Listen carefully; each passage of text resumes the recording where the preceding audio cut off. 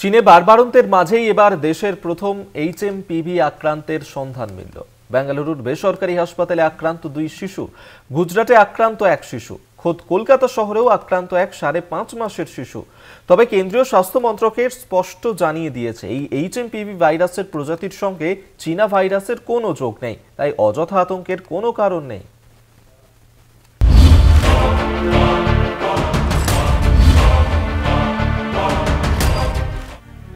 চীনে দ্রুত ছড়িয়ে পড়তে থাকা হিউম্যান মেটানিউমো ভাইরাস বা এইচএমপিভি নিয়ে আতঙ্কে পুরো বিশ্ব।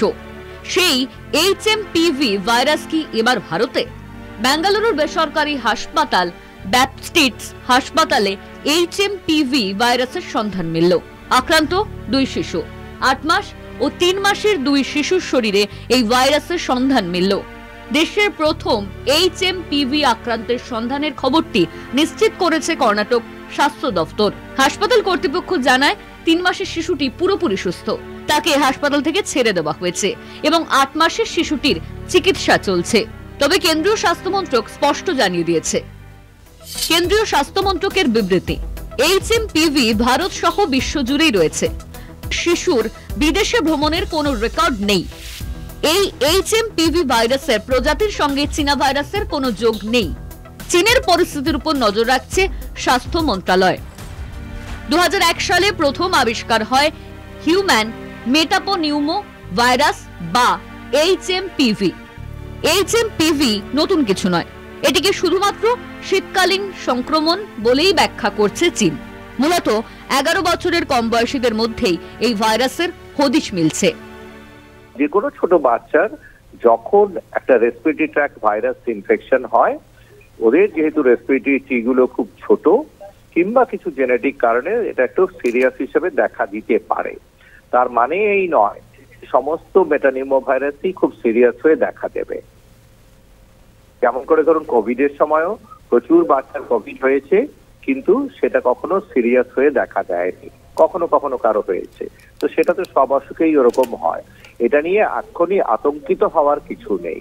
এখন অবধি যেটা বোঝা যাচ্ছে, this is the naturally occurring HMPV virus, যেটা কোভিড-2 এর মতো এখনো এর কোনো রকম নাট বল্টু কেউ চেঞ্জ করেনি।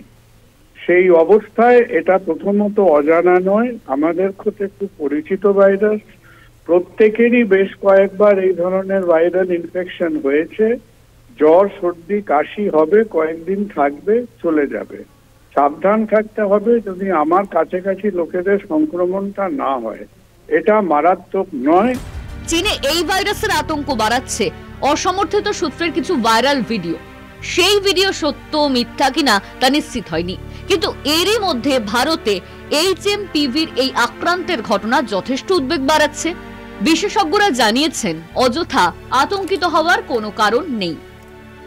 बेंगलुरु में दोनों को हुआ, हम इसको हमारा इधर में अभी तक नहीं हुआ, लेकिन प्रिकॉशन जो हुआ जो लेना है वो हमारा सीएस ने मीटिंग करके ले लिया।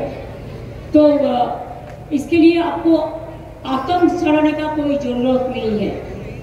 अभी देखो मेला अच्छा से करने दो, अभी ऐसा कोई अलर्टनेस कोई हमारे पास नहीं है। जब होगा मैं आपको बता देंगे। And our government is always ready to do any service for the people.